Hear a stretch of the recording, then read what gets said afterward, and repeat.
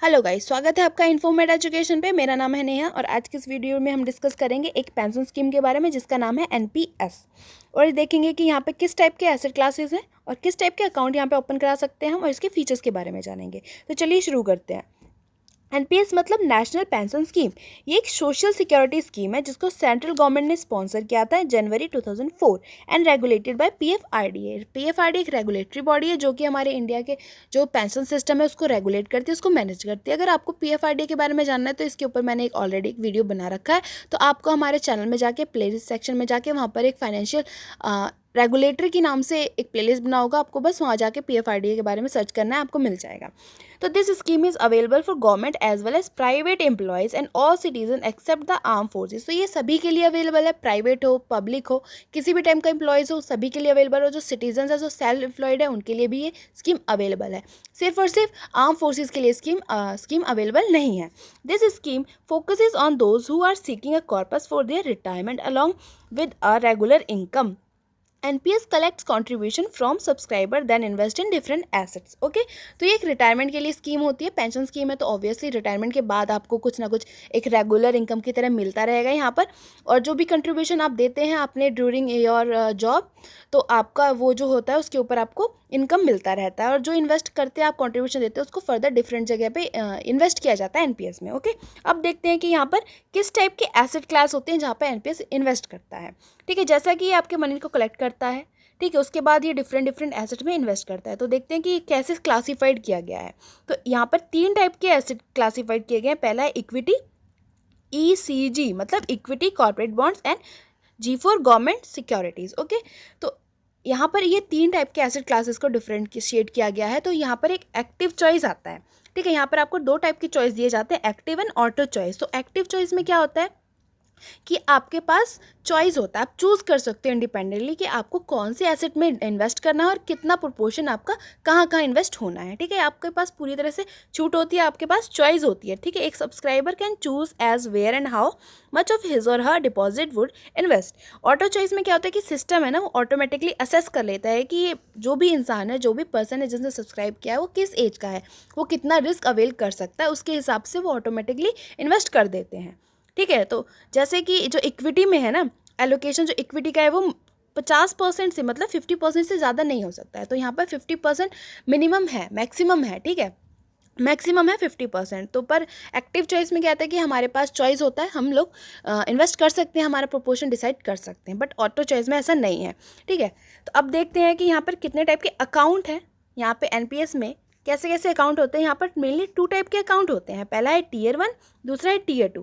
अब यहाँ पे देखते हैं कि इन दोनों में डिफरेंट क्या है। टीयर 1 में क्या होता है कि एक मैंडेटरी और डिफ़ॉल्ट अकाउंट है, मतलब ये आपको ओपन कराना ही कराना है। अगर आप एक एनपीएस स्कीम, जो एनपीएस स्कीम है, इसको अवेल करते हो तो आपको टीयर 1 जो अकाउंट है उसको ओपन कराना ही कराना पड़ेगा। ठीक है, जहाँ और जो टीयर 2 है ये वॉलेंट्री है, ये आपको ओपन कराने की ज़रूरत नहीं है। पर जो टीयर 2 ओपन कराना है तो उससे पहले आपको टीयर 1 ओपन कराना पड़ेगा। Withdrawal is not allowed. Tier 1 में हमको विड्रॉल अलाउड नहीं होता है, जैसा कि यहाँ पर एक लॉक इन पीरियड होता है, तो इसलिए आपको विड्रॉल अलाउड नहीं होता है।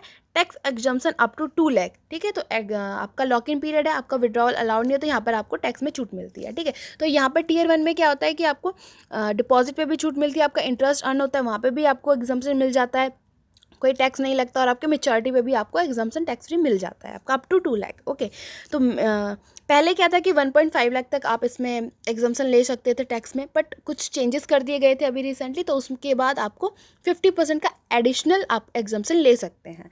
ठीक है, तो अब टोटल मिला के 2 लाख का आप एग्जम्पशन ले सकते हैं। पर टीयर 2 में क्या कि यहाँ पे विड्रॉल अलाउड होता है आपका, तो टैक्स एग्जम्पशन नहीं मिलता है। सिर्फ और सिर्फ गवर्नमेंट एम्प्लॉयज़ को यहाँ पे टैक्स एग्जम्पशन मिलता है अप टू 1.5 लाख तक का। ओके, तो ये है दोनों का डिफरेंस। अब देखते हैं कि एनपीएस के फीचर्स क्या क्या हैं। Okay, it is a voluntary scheme.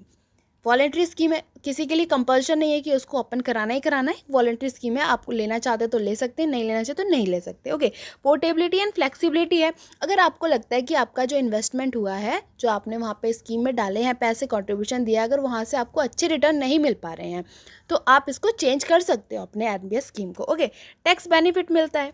अब जैसे कि यहाँ पे इक्विटी में इन्वेस्ट होता है, गवर्नमेंट सिक्योरिटीज़ में इन्वेस्ट होता है, ठीक है। तो यहाँ पर आपको टैक्स बेनिफिट भी मिलता है, क्योंकि एनपीएस में हमको टियर 1 अभी अकाउंट है, वहाँ पर हमको देखा था कि यहाँ पे टैक्स बेनिफिट मिलता है हमको अप टू 2 लाख तक का। Okay, withdrawal rule after 60 years, ठीक है। तो यहाँ पर जो 60 ईयर्स के बाद ही आप अपना जो विड्रॉल करा सकते हो, मैच्योरिटी करा सकते हो, 60 ईयर के बाद ही मिलता है, क्योंकि जो मैच्योरिटी पीरियड होता है अप टू 60 ईयर, जिसका भी एज, जिस भी पर्सन सब्सक्राइब किया अगर उसका एज 60 ईयर हो जाता है तभी उसके बाद ही आप इसको विड्रॉ कर सकते हैं। रिस्क असेसमेंट होता है। अब सिस्टम में डिफ़ॉल्ट होता है कि अगर आपका ऑटो चॉइस है तो यहाँ पे सिस्टम क्या करता है, खुद ही रिस्क असेस कर देता है, ठीक है, कि आप कितना, जो भी पर्सन है किस एज का है उसको कितना रिस्क अवेल कर सकता है, तो उसके हिसाब से पहले से ही डिसाइड कर देता है सिस्टम। इक्विटी एलोकेशन, अब यहाँ पे डिफरेंट एसेट्स हैं, तो यहाँ पर आप इक्विटी में एलोकेशन हो सकता है आपका, ज़रूरी नहीं है कि एक ही टाइप की स्कीम में एक ही टाइप के एसेट में एलोकेशन हो रहा है। आपके जो आपका कंट्रीब्यूशन है यहाँ पे प्रोपोर्शन में आपका डिफरेंट में हो सकता है। आपको इक्विटी ज़्यादा लेना आप ले सकते हैं,